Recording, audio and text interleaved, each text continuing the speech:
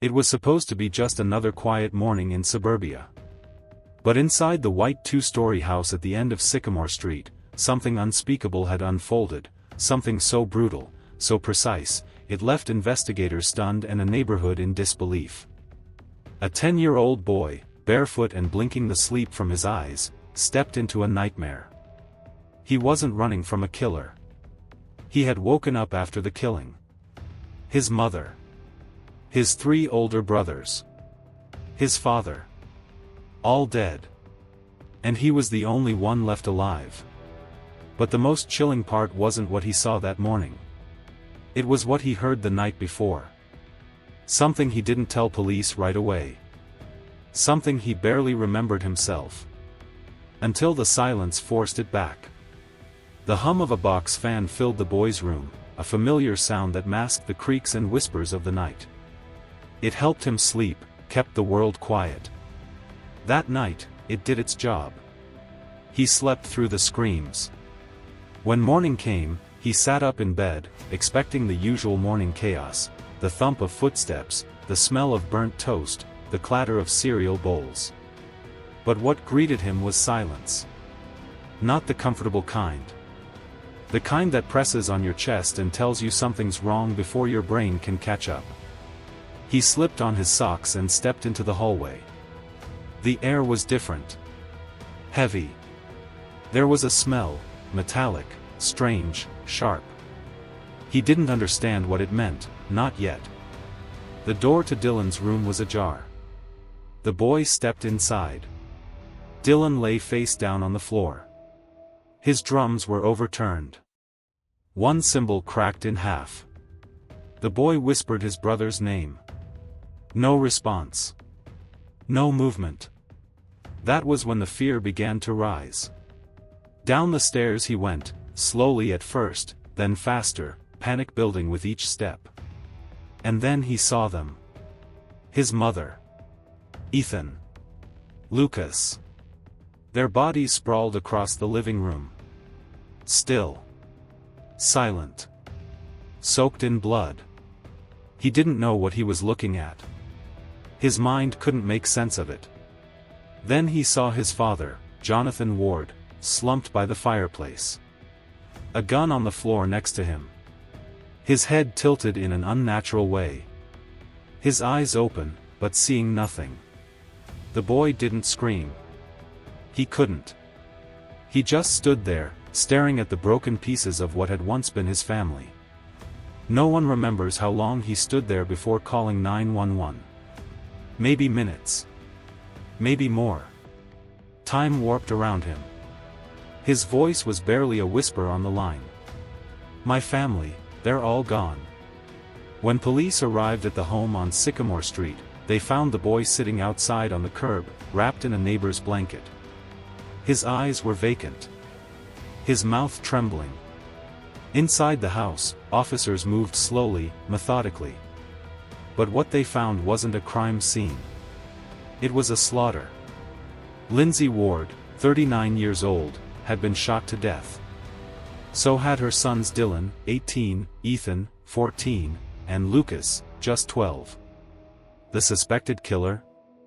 Jonathan Ward, a 42-year-old father and husband, known in the community for mowing neighbors' lawns, cracking jokes at Thunder basketball games, and attending PTA meetings like clockwork. To everyone around him, he was the picture of the all-American dad. Now he was dead from a self-inflicted gunshot wound, his family wiped out before him. Everyone, except the youngest child. Investigators were baffled. There was no sign of forced entry. No signs of a struggle. No defensive wounds. Each victim had been killed with chilling precision, 2 upstairs, 2 downstairs. But the question was clear. Why did Jonathan Ward spare one child? The boy told police he hadn't heard the gunshots. Just the fire alarm, one loud beep in the middle of the night. Then nothing. The box fan in his room had covered the rest. It wasn't until days later, after being placed in the care of relatives, that he remembered something else, something he hadn't told the officers. Not long after the fire alarm, he heard a voice. Low. Guttural. Not his father's. Not his mother's. Not anyone in the house. It sounded distant, like it came from the other side of a wall. He couldn't make out the words. Only the tone. Angry. Rough. Urgent. Then, silence. Police had ruled the case a murder-suicide. But now? That single detail, that one forgotten moment, began to unravel everything. Because by all accounts, Jonathan Ward acted alone. And yet, the boy remembers something else. Something, or someone, else in the house. If this story gave you chills, it's only just beginning.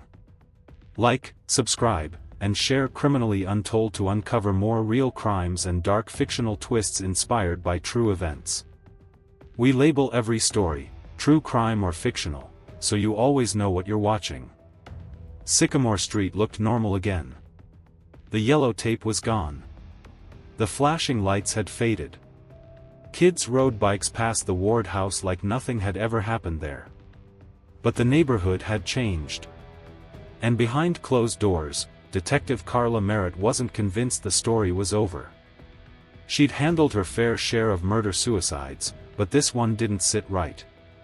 Not because it was brutal. Not because the youngest boy survived. Because of that voice. The boy's late recollection, a guttural, angry voice behind a wall, had twisted the case in her gut. That house was a sealed crime scene. The father's prints were on every shell casing.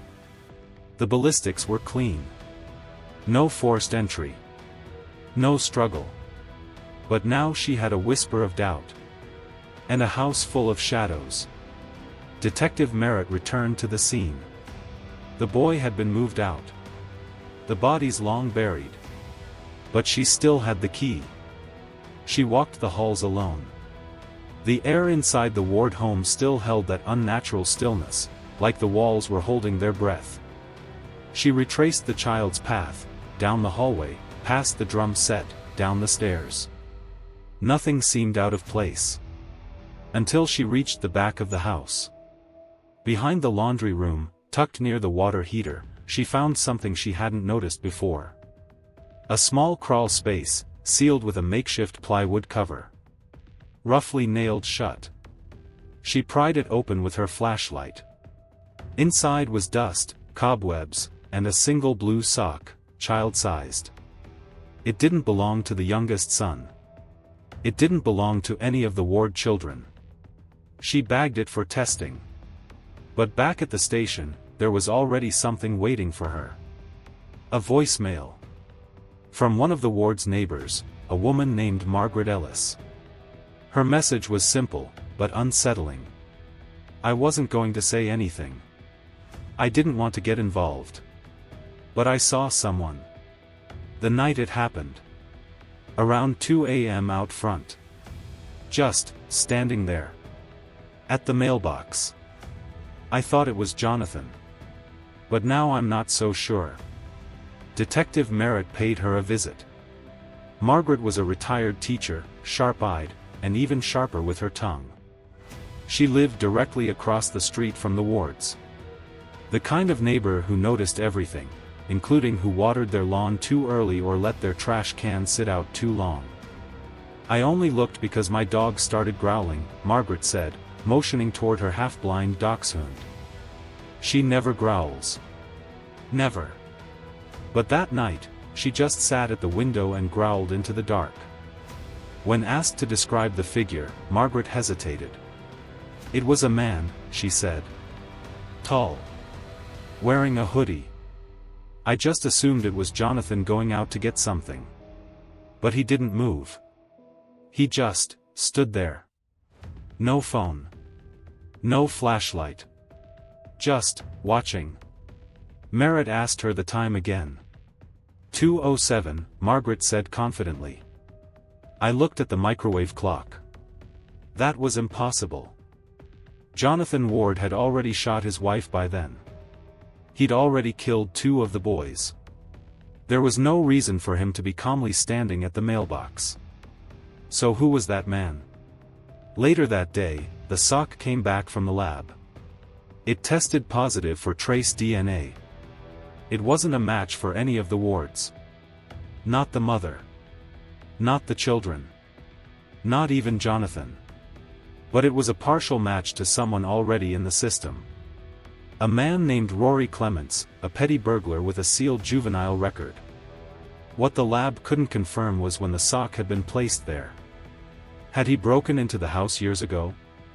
Or, was he there that night, hiding in the crawlspace, waiting? Detective Merritt pulled his file. Rory Clements had grown up just 4 blocks away from the Ward family. His juvenile charges were sealed, but the notes were clear: multiple counts of B&E, known to hide inside attics, basements, garages. He had disappeared 6 months ago. No known address. Last known sighting, 2 streets over from Sycamore. She felt the pulse of adrenaline rising in her throat.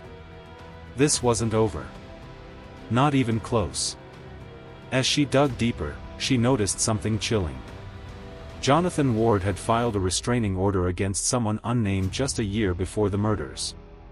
The records were sealed. The name redacted. But in one report, buried deep in a supplemental file, a note scribbled by the previous detective caught her eye. Threatened to take it all from him. Claimed they'd regret ever locking me out. There was no name. Just an address. An address that didn't match any family or friend in Jonathan's circle. But it did match Rory Clements' mother's old home. Merritt stood at the window of her office that night, looking out at the city. If Rory had been in the house, why didn't he strike sooner? Why wait until that night? Why spare the boy? And more disturbingly, what if Jonathan didn't kill his family out of madness? What if he did it out of fear? If this story gave you chills, it's only just beginning. Like, subscribe, and share Criminally Untold to uncover more real crimes and dark fictional twists inspired by true events. We label every story, true crime or fictional, so you always know what you're watching. The boy was moved quietly. No headlines. No photographs. No names. He was placed with a temporary foster family 3 counties over, the Petersons, a kind, middle-aged couple who had once raised 3 sons of their own. They were told to keep things normal. No pressure. No questions. But normal wasn't what followed. From the moment he arrived, the boy, who we'll call Evan, barely spoke. He nodded when spoken to. Ate quietly. Was polite. Never raised his voice, never cried. Never asked to go back.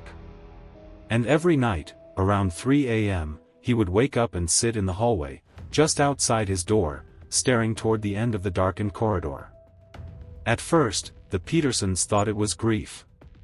Or night terrors. But the longer he stayed, the stranger it became. He never screamed. Never called out. He just sat there. Watching something no one else could see.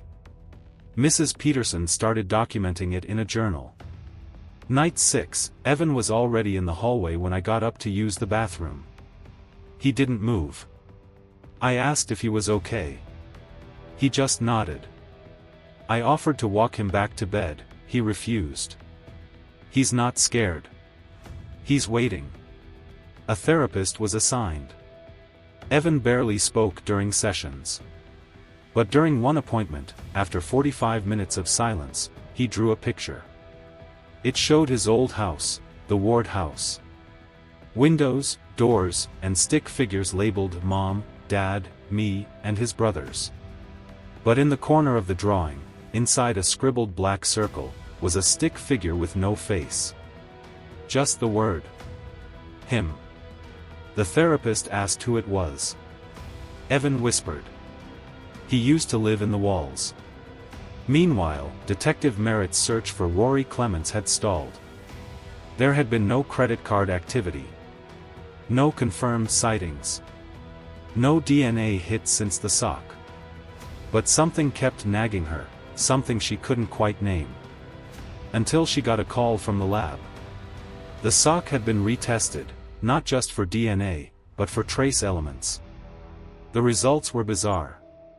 Fiberglass insulation, rat hair, and most notably, chlorpyrifos. A toxic pesticide banned in homes for over a decade. Except for one place, the crawlspace in the old Ward home. They had used it during fumigation 5 years earlier, before the Ward family moved in. Whoever had been in that space, had been in there for years. Evan's drawings grew darker. He stopped labeling the figures. And then, one morning, he refused to enter his new bedroom. He said the walls were too thin. That, he could still hear him. When Mr. Peterson asked who he meant, Evan said, "The man who didn't move when the shots started." Back in the city, Merritt returned to the old Ward house, now vacant and pending demolition. She wanted to take one last look. Alone. Armed with a flashlight and her notes, she went back to the crawlspace. The boards were sealed again.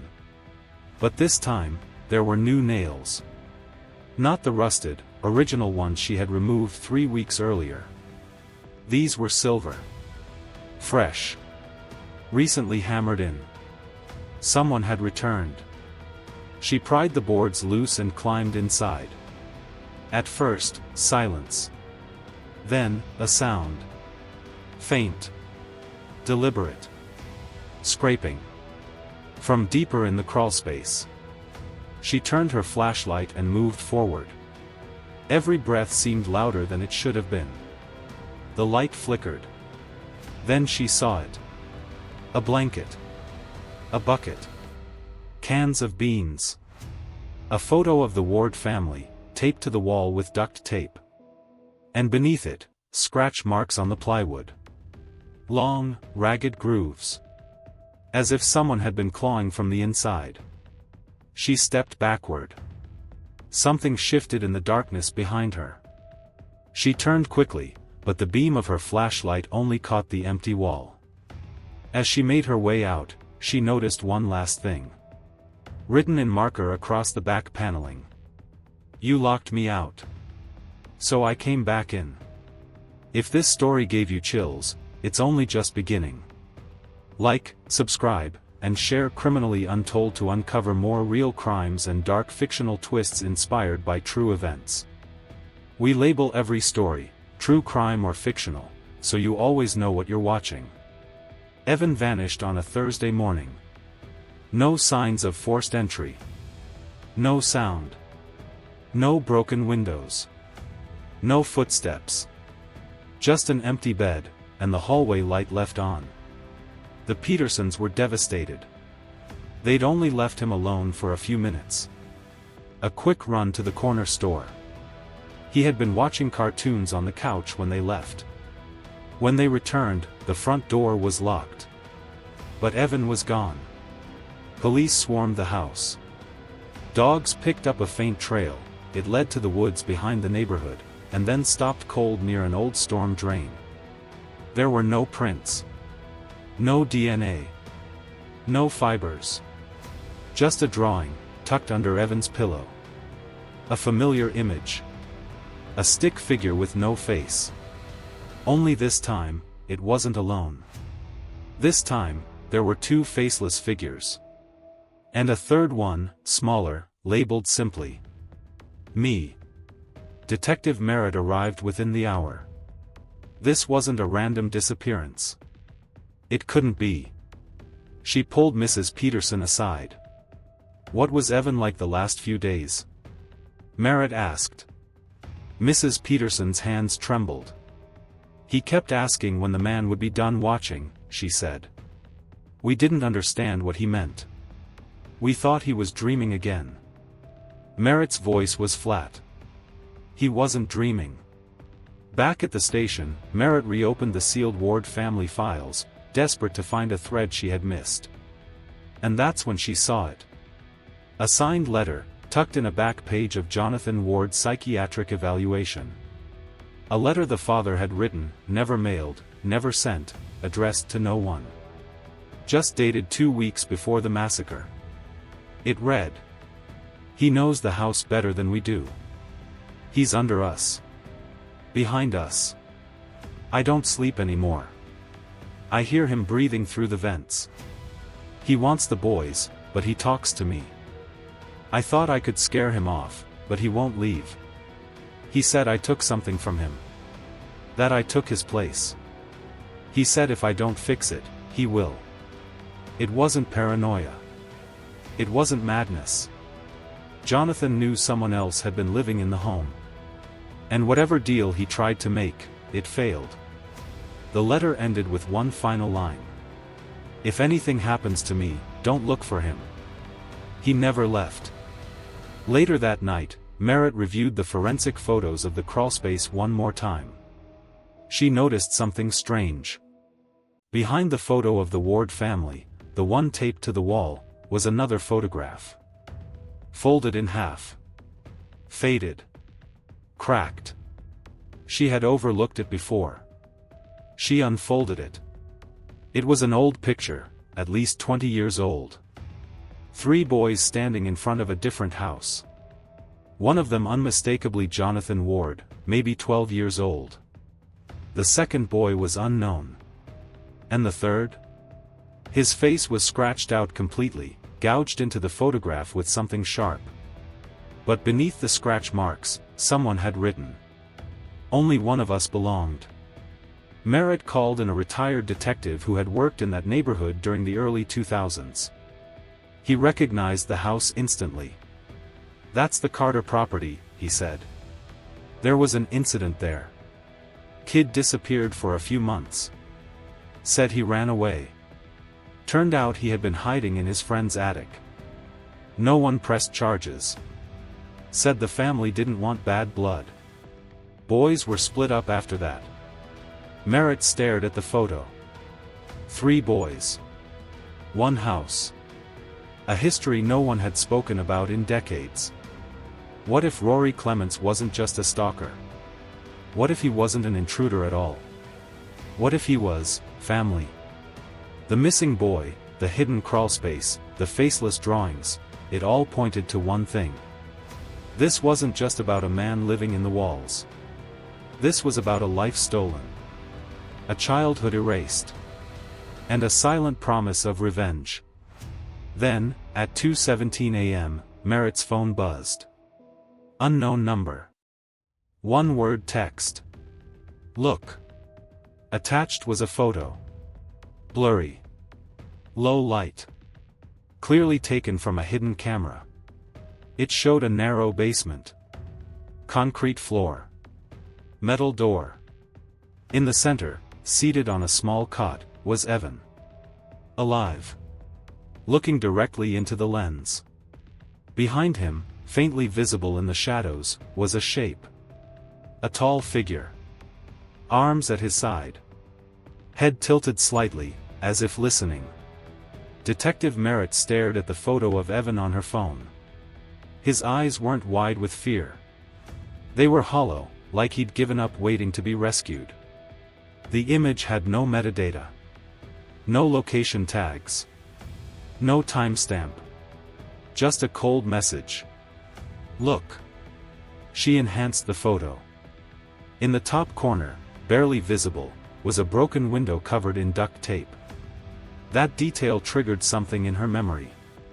She'd seen that before. Not in the Ward house. But in an old missing persons case. A teenage boy who vanished in 2002, just blocks from Jonathan Ward's childhood home. The report mentioned that when the boy briefly reappeared 3 months later, he was found hiding in a shed with a cracked window patched in duct tape. The same boy was named Rory Clements. It wasn't just revenge. This was a loop, a pattern. Someone had taken Rory once. Now Rory was taking back what he thought the world owed him. But Merritt still didn't understand why Evan. Unless he wasn't just a victim. He was part of the plan. She revisited the old photo from the crawlspace, the one of 3 boys in front of the Carter property. She ran a facial analysis on the 2 visible children. One matched a young Jonathan Ward. The second came up blank. She enhanced the scratched-out face. Faint remnants of features emerged, enough for the system to guess an identity.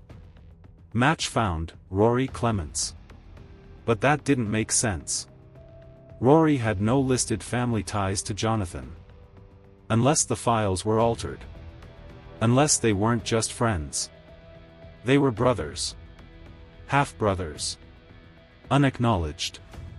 Raised under different names. One abandoned. The other favored. And someone had made sure the world forgot Rory ever existed. Merritt requested a deep records pull on Jonathan's mother, Lorna Ward. The system flagged something odd. In 1994, she had given birth to twin boys. One birth certificate. 2 names. But only one boy ever enrolled in school. Only one boy appeared in family photos. The other? His name was redacted after a sealed juvenile record. He had disappeared from the system at age 9. His last known address? The Carter property. Merritt grabbed her badge and headed back to the neighborhood where it all began. This time, not to the Ward house, but 2 doors down. The Carter property still stood. Abandoned. Condemned. She called for backup, but time was running out. If Evan was still alive, he didn't have long. Inside, the house was rotting, peeling wallpaper, caved ceilings, mold choking the air. But in the living room floor, Merritt found it. A hidden hatch, beneath a rug, secured with rusted latches. She pried it open. A narrow wooden ladder led down into darkness. She descended slowly. The air changed. Cooler. Damp. Metallic. And then, a sound. A child humming. Off-key. Soft. She followed it. The hallway twisted, not a real basement. A maze of narrow dirt tunnels. Reinforced beams. Makeshift lighting from car batteries and hanging bulbs.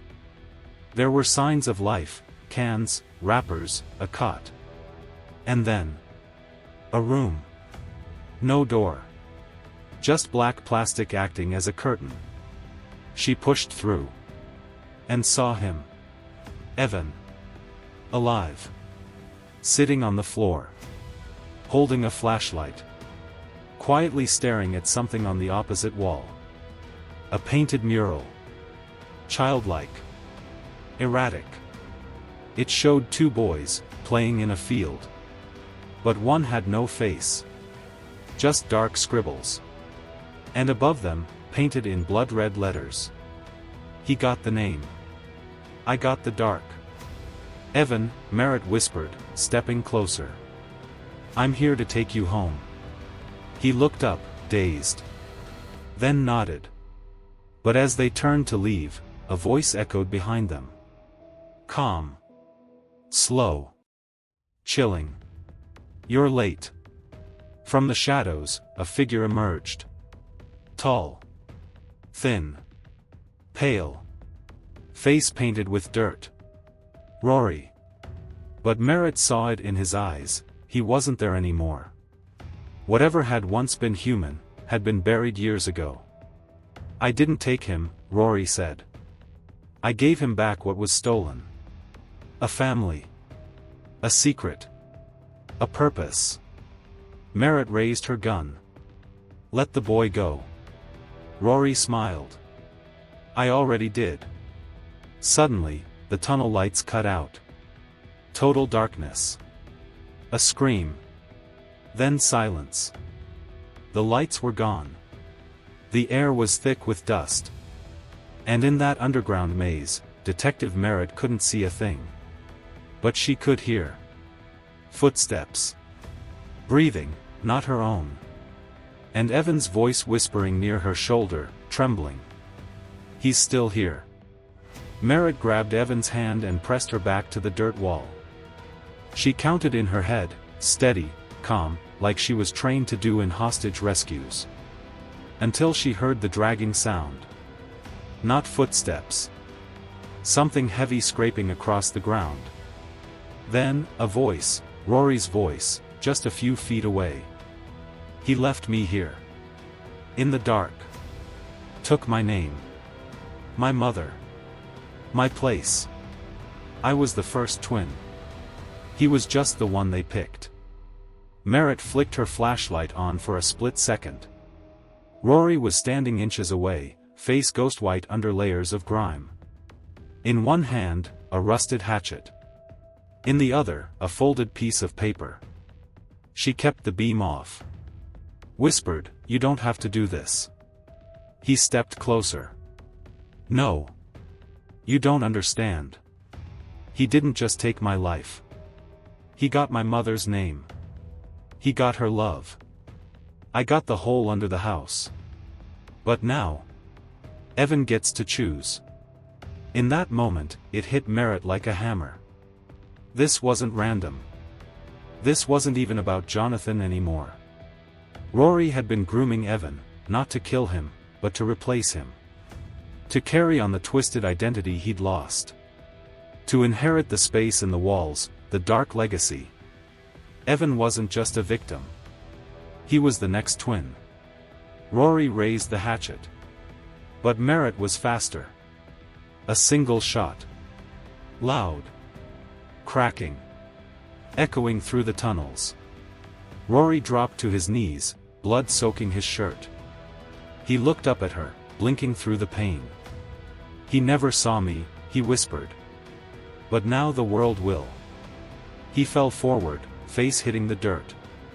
Outside, police had finally arrived. Paramedics rushed in. Evan was safe. Silent. Clutching the crumpled drawing in his hand. Merritt stayed behind. She wandered through the tunnels one last time, shining her light on the walls. There were hundreds of sketches. Faces. Names. Family trees. But always the same message, scribbled over and over. Only one gets the name. Only one gets the light. The other lives in the dark. The aftermath made headlines. Twisted twin revealed in cold case massacre. Child saved from secret underground lair. But none of them knew the real story. Not about the stolen identity. Not about the boy who grew up invisible. Not about Rory Clements, born Rory Ward, the twin who was erased, not by accident, but by design. Weeks later, Evan finally spoke. To Merritt. Quietly.